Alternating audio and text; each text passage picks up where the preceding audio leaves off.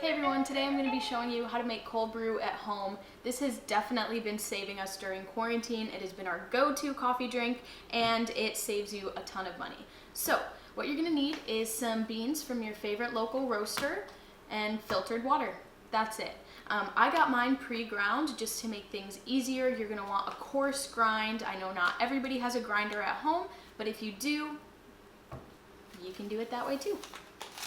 So, cold brew is a very forgiving process. You have a lot of freedom to kind of change up the ratio of water to coffee to really get the consistency that you love. Now, how is cold brew different than iced coffee? Well, iced coffee is made with hot water and then chilled or poured over ice, while cold brew is made with cold or room temperature water and you let it sit for 12 to 24 hours. Drain it and you're all set. So cold brew is going to be a lot smoother and a lot less bitter compared to traditional iced coffee, so you should definitely give it a try. Cold brew is my go-to. Love it. The way that I'm going to be making this today, and again you can feel free to kind of switch up the ratios, is 80 grams of beans to 1,400 grams of water. Put in simpler terms, or if you don't have a scale, it's about 1.5 cups to 6 cups. So I have a scale and I have a measuring cup, just kind of show it both ways.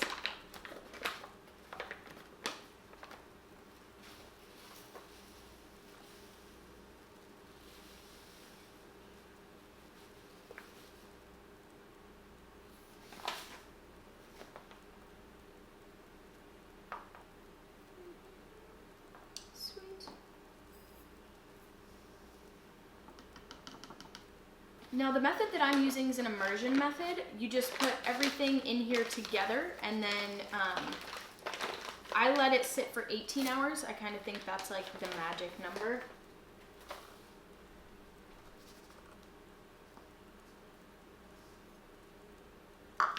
And then I already have my filtered water measured out between these guys. We're just gonna pour it in.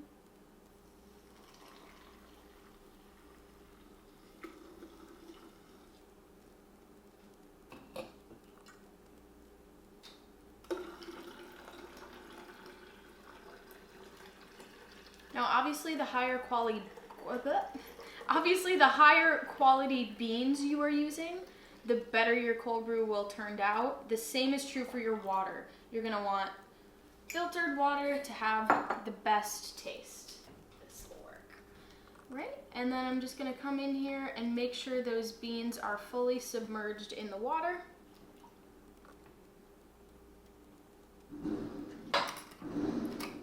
And I'm gonna let it chill in the fridge for 18 hours. Check it tomorrow morning and finish up the process from there.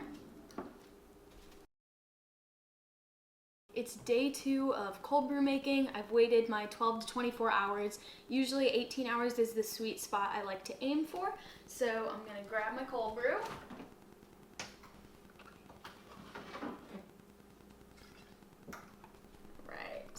Now there are a few different methods that you can use when it comes to getting the grinds out of your cold brew. I am going to use my pour over and a filter just to kind of strain it. You can use a coffee filter over a bowl or another jar. You could use your French press. I'm gonna wet my filter first. Wet my filter just to kind of get rid of that paper taste that it has. That's something you always want to do when you're using a pour over. I have a feeling I'm gonna make a mess. I'm not the most gracious when it comes to this. It smells like cold brew. Let's see.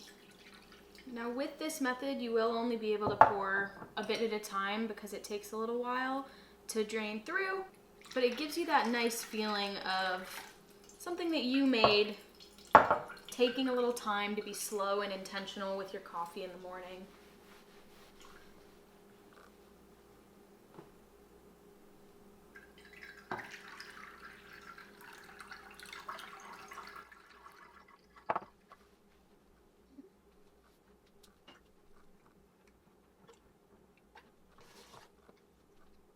Yeah, nice and slow.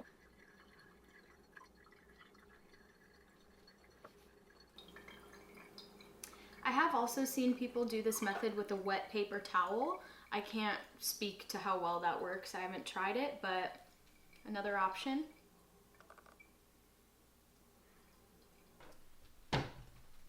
So here's the French press. If I had a bigger one, you can absolutely just leave your cold brew in here overnight and just use the French press. But just for these purposes,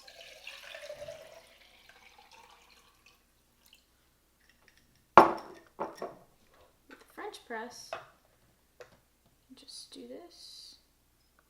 And it should get most of the grounds out. Now again, this one's not going to be quite as clean just because there's a little more room for some of the sediment to sneak up in there, but yeah. Since it got the big chunks out, I'm going to do it through here just to make it a little cleaner. Okay, so now that my cold brew is done, I'm just gonna put it in the fridge until I'm ready to make some. I'm gonna make some breakfast, and then I'll show you a few different things that you can do with the cold brew that you made. But yeah, I'm just gonna keep it in the fridge. It'll stay good up to 2 weeks.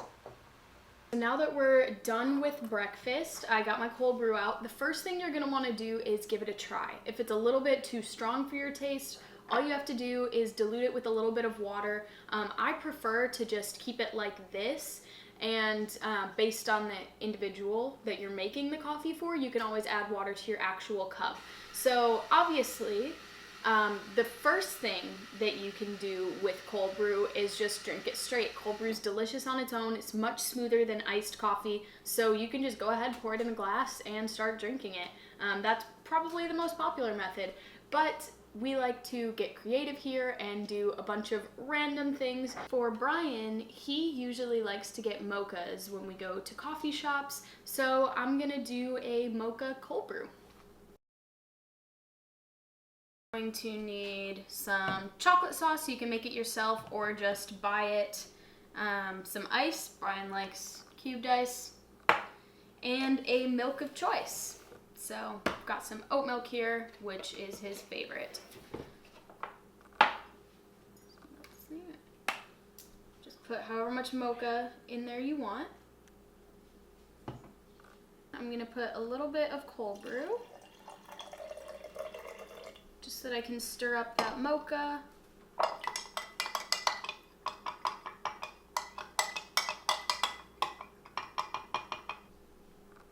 Gonna add the ice.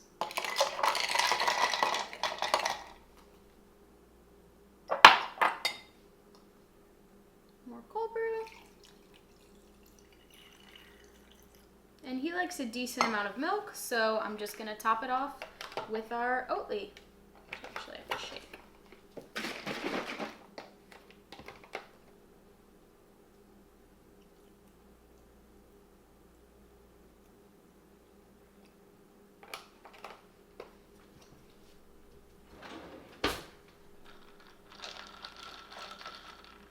And that's probably as easy as it gets when it comes to making an iced latte at home. I know it's not technically a latte because we're using cold brew, but not too bad for at home with no espresso machine. There you go, Bri. Right, now for mine, usually I'll just do straight cold brew with a little bit of cream, or today I have some house-made lavender. You could definitely find this recipe on Pinterest, or if you'd like to see a video of it, just let me know down below. But I'm going to make a lavender sweet cream. Again, this is one of those recipes that you can really customize to your liking based on how sweet you want it, how creamy you want it, how much lavender you want in there. So feel free to play around with it. I'm just going to show you the way that I like it. I'm going to add a tablespoon of lavender.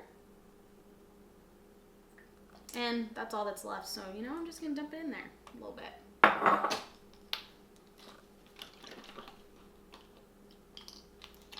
A tablespoon. Let's go like a tablespoon, almost 2 tablespoons of the heavy cream. And then a tablespoon of just regular whole milk in there. Gonna give it all a nice stir. I like crushed ice. I'm gonna add that in there. Oh, it is all. There we go. And I like a lot of ice. There we go. Perfect. I'll add my cold brew.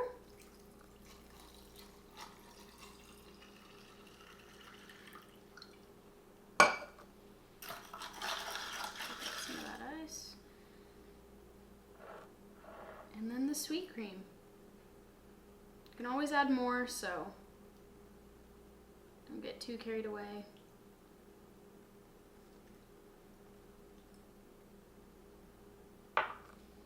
Yeah, that's a really easy sweet cream at home. You can do it with any syrup, house-made or store-bought. Just mix it up with some heavy cream, some whole milk, and you have a sweet cream cold brew. So that's hopefully a pretty good beginner's guide to how you can make cold brew at home. There's so many different things you can do with it. Let me know if you have any questions, if you want any recommendations on roasters or what beans to get. I can definitely help you out with that. Let me know in the comments, or check me out on Instagram. I'm always posting coffee things, and yeah, I just kind of want to make it easier to get local coffee in people's hands during this crazy time, and hopefully this is a recipe you'll continue to use. Super easy, saves you money, delicious.